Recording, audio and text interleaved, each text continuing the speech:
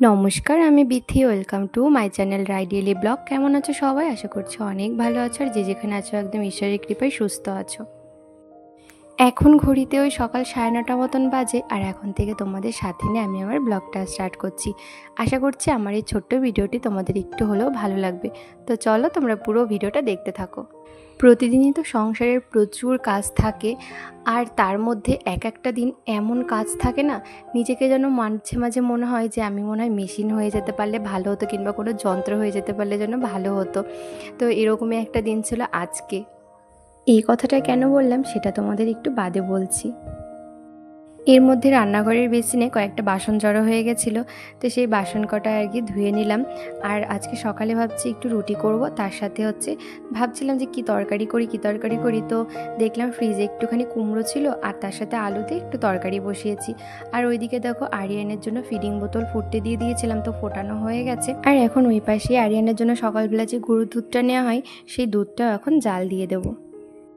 সকালবেলা ঘুম থেকে উঠে না হাজব্যান্ড বলছিল যে বাবার আজকে একটু কাজ আছে, সকাল সকাল বেরিয়ে যাবে।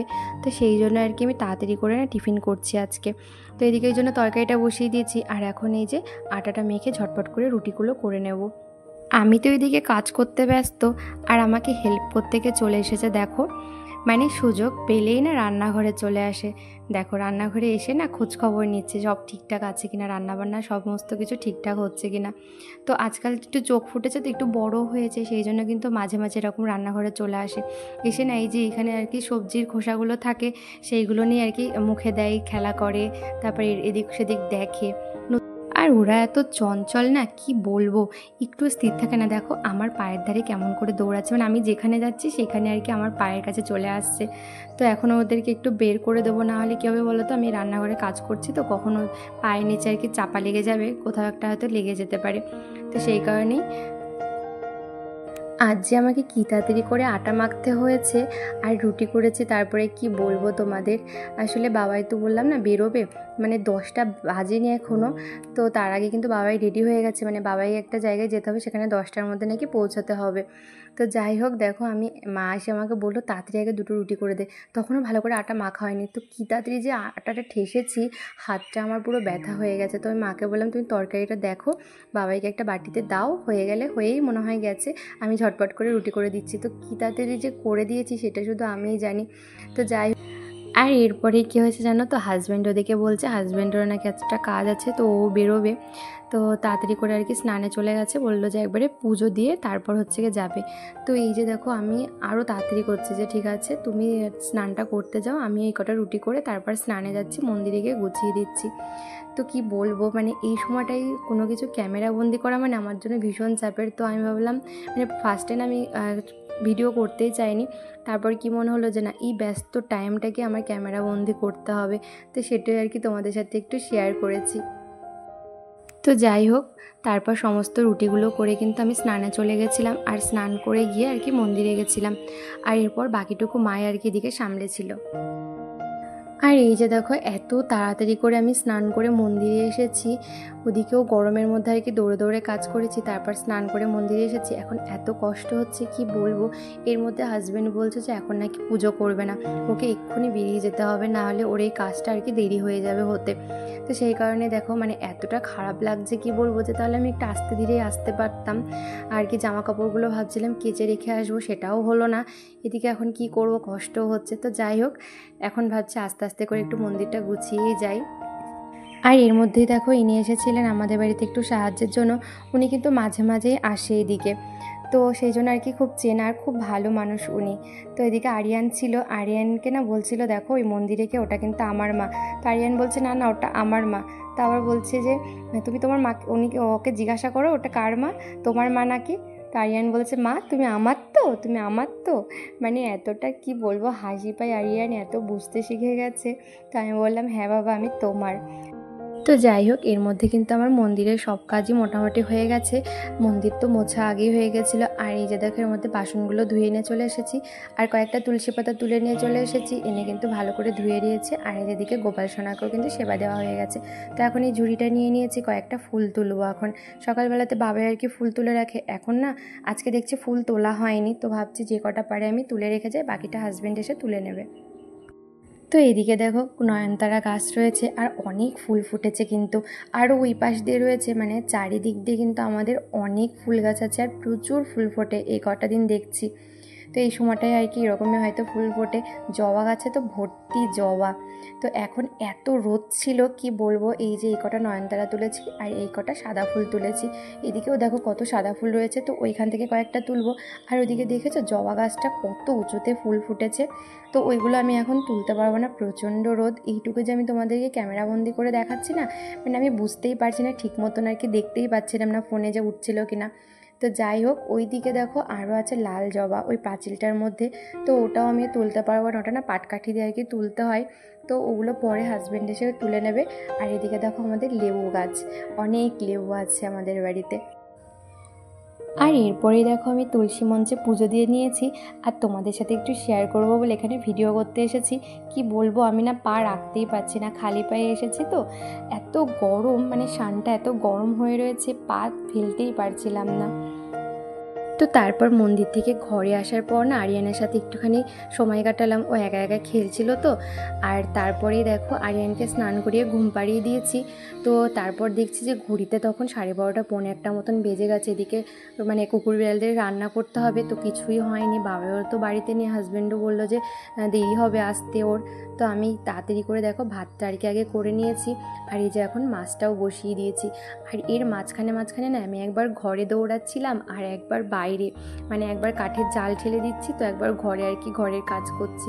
তার আসলে এই সময়টায় বাবাই কিংবা ও বাড়িতে থাকলে কি হয়, ওরা কিন্তু এই কাজগুলোতে একটু হেল্প করে দেয়, তো সেই জন্যই। আর আজকে যেহেতু মানে জানি না যে এরকম আর কি দেরি হবে ওদের, আর যদি জানতাম তাহলে কিন্তু সকালবেলা করেই কিন্তু আমরা আর কি আমি আর মা করে নিতাম। আসলে আগে থাকতে যদি জানতাম যে এরকমটা হবে, তাহলে কিন্তু সকাল সকাল আর কি কাজগুলো কিন্তু গুছিয়ে নেওয়া যেত। দেখবে তোমার যদি হঠাৎ কোনো কাজের প্রেশার পড়ে যায়, তখন কিন্তু মানে সামলানো একটু মুশকিলই হয়ে যায়। তো আজকে সেরকমই হয়েছিল। আর তার মধ্যে আরিয়ান আজকে একটুখানি ঘুমিয়েছে, ভাবো, কিছুতেই ঘুমালো না, মানে ঘুম ভেঙে গেছে। আর তারপর আমি কিছুতেই ঘুম পাড়াতে পারলাম না, একেতে এত কাজ, তার মধ্যে ও ঘুম থেকে উঠে পড়েছে। তো যাই হোক, তারপরে ওই যে ওকে একটু চেয়ারে বসিয়ে আর কি কুকুর বিড়ালদের খাবার মাখছিলাম। আর ও কি বসার মতন ছেলে, 2টো বিস্কুট হাতে দিয়ে দিয়েছিলাম যে তুমি বিস্কুটটা খাও আর আমি এদিকের কাজটা করি। তো বিস্কুটটা যেই না খাওয়া হয়েছে অমনি কিন্তু নিচে নেমে যাচ্ছিলো বারবার করে। তো যাই হোক, তারপর সমস্ত কাজ ওদিকের গুছিয়ে এদিকে আরিয়ানকেও কিন্তু খাইয়ে দিয়েছি। আর তারপরেই না আমি উপরে চলে এসেছি। এখন উপরে না আজকে কোনো কিছু কাজ গোছানো হয়নি, মানে ঘরগুলো ঝাড় দেওয়া হয়নি। তো ভাবছিলাম আরিয়ানকে নিচে রেখে তারপর হচ্ছে ঘরগুলো ঝাড় দিয়ে দেবো। আর ও কিছুতেই, যেই না শুনতে পেরেছে আমি ওপরে আসবো, কিছুতেই আমাকে ছাড়লো না জানো, সে আমার সাথে ওপরে আসলো। তো আমি বললাম ঠিক আছে, ও তাহলে ওই লনটাতে খেলুক আর আমি এদিকে ঘরগুলো ঝাড় দিই। আর বারবার করে আমাকে ডাকছে, মা এদিকে আসো, মা এদিকে আসো, তুমি কি করছো, মানে এইরকম একটা ব্যাপার জানো তো। এই দেখো ওইদিকে গাড়ি চালাচ্ছিল আর এর মধ্যে আবার চলে এসেছে আমি কি করছি এখানে দেখতে। তো আমি বললাম বাবা তুমি যাও ওইদিকে, আমি ঘরগুলো ঝাড় দিয়ে দিই, ঘরগুলো খুব নোংরা। তো যাই হোক, কে কার কথা শোনে, এইভাবে ওকে নিয়ে করতে হবে। আর এর মধ্যে আজকে মা কি রান্না করছে জানো, মা একদম 2টো নতুন রেসিপি মানে ট্রাই করছে আজকে, যে ফার্স্ট টাইম আর কি ট্রাই করছে কেমন হয়। অনেক দিন ধরেই মা চাইছিল মুগ পটল রান্না করতে, মানে মুগ ডাল দিয়ে পটল আলুর তরকারি, তো সেটা করাই হচ্ছিল না, তো আজকে সেটা করছে। আর তার সাথে উচ্ছে দিয়ে আলু দিয়ে একটা নতুন রেসিপি, আর হচ্ছে কাঁচা কলা আলুর ঝোল, মানে চিংড়ি দিয়ে, কাঁচা কলা আলু দিয়ে চিংড়ি দিয়ে ঝোল রান্না করছে। যাই হোক, এই 3টে, মানে এরকম মাও রান্নাঘর থেকে বেরোতে পারছে না, এদিকে আমিও আর কি দৌড়ে যাচ্ছি সমানে। তো এরকম আর কি একটা ব্যাপার আজকে। তো যাই হোক, আজকে 3টে রেসিপি কিন্তু দুর্দান্ত খেতে হয়েছিল। সব থেকে তো মানে মুগ ডাল দিয়ে পটল যেটা করেছিল, এত দারুণ লেগেছিল খেতে, মানে অসাধারণ জাস্ট। তো এই যে বন্ধুরা, তোমাদের সাথে কথা বলতে বলতে আমার উপরে কিন্তু সমস্তটা আর কি ঝাড় দেওয়া কমপ্লিট হয়ে গেছে। এখন এই যে সিঁড়িগুলো ঝাড় দিচ্ছি। আর আমি না উপরে কাজ করার সময় কখনো আরিয়ানকে আনতে চায় না, কিন্তু ও এত নাছোড়বান্দা, এখন পেছনে ছাড়ে না। আমি যখনই আর কি কাজ করতে আসবো উপরে, তখনই কিন্তু আর কি আসবে।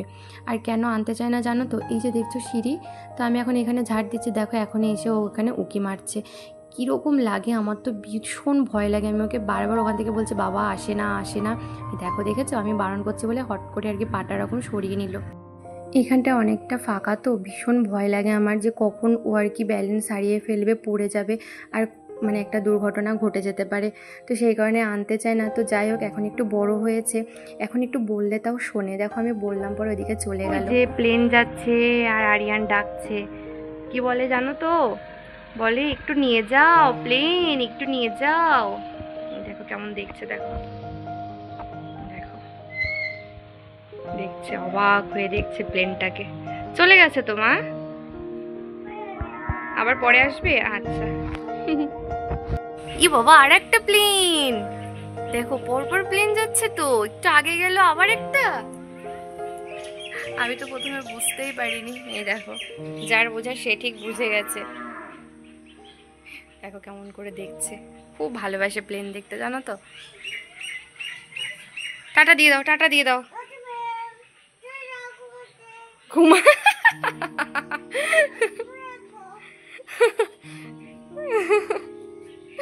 পাগল আমার একটা। আর এই যে এখন প্রায় সন্ধ্যা লেগে গেছে, এদিকে রন্টি আর টুবলুর বায়না, বিশেষ করে টুবলুর বায়না এখন বাইরে ঘুরতে নিয়ে যেতে হবে। তো বাবাই কিছুক্ষণ আগে আবার একটু বেরোলো, কোথায় কাজ আছে। তো ম্যাক্সিমাম টাইমে বাবাই কিন্তু রোজ আর কি এই টাইমে ঘোরায় ওদেরকে। তো এই জন্য ওদের আর কি অভ্যাস, তো এখন বাবাই তো বাড়িতে নেই, ওই জন্য আমার পেছনে না ঘুরঘুর করছে। তো কী করবো, আমি ওদেরকে নিয়ে একটু চলে আসলাম, ভাবলাম একটু ঘুরিয়ে নিই। তো আবার এই যে সন্ধ্যা লেগে যাচ্ছে, এদিকে আরিয়ান আর মা গেছে একটু সোনালি দিদির বাড়িতে সোনালি দিদিকে দেখতে। তো আমি বললাম চলো ওদেরকে তাহলে একটু ঘুরিয়ে নিয়ে আসি। আর এই যে দেখো ওইদিকে রাস্তায় লাইটটাও দেওয়া হয়ে গেছে, আর পুরো অন্ধকার অন্ধকার কিন্তু হয়ে যাচ্ছে। তো রন্টিকে আমি আনতে চেয়েছিলাম না, রন্টিও তো আগে আগেই দেখলাম চলে আসলো, আর ও খুব না এদিক ওদিক চলে যায় দেখো। আর এই যে বন্ধুরা, তোমাদের সাথে আবার সেই রাত্রেবেলাতে দেখা হচ্ছে। এখন রাত প্রায় কিন্তু 10:30 মতন বাজে। আর আজকে কি আম কেটে দিচ্ছে জানো তো, আজকে আমার হাজব্যান্ড আমার কাজটা করে দিচ্ছে। তো প্রত্যেক দিন রাতে তো আমি আর কি আম কাটি, আজকে আমি আম কাটতে পারছি না, কেননা একটু আগে আমার ওপর দিয়ে অনেক বড় একটা বিপদ গেল, জানো কি বলবো। আজকে ওই যে মা মুগ পটল রান্না করেছিল না, তো ওইটা দিয়ে কিন্তু হাজব্যান্ড দুপুরেই বলছিল এত সুন্দর হয়েছে এই রেসিপিটা, আজকে পরোটা খাবো এর সাথে। তো আমি পরোটাটা আর কি ভাজছিলাম। তো কড়াইতে আর কি ভাজছিলাম, তো কড়াইতে একটু বেশি তেল হয়ে গেছিলো, সেই তেলটা না মানে যখনই আর কি এরকম রুটিটা উল্টেছি, আর তেলটা পুরো ছিটকে আমার চোখের মধ্যে, কপালে, গলায় তো ছিটকে গেছিলো, মানে কপালে একটুখানি, গলায়ও একটুখানি, বাট চোখের মধ্যে অনেকটা চলে গেছিলো। তো যাই হোক, এতটা ভয় পেয়ে গেছিলাম কি বলবো আমরা প্রত্যেকে, তবে কিছু হয়নি। আমার তো ভীষণই চিন্তা হচ্ছিল, তবে যাই হোক একটু ব্যথা আছে, তবে অসুবিধা হয়নি, সাথে সাথে চোখে জলের ঝাপটা দিয়েছিলাম।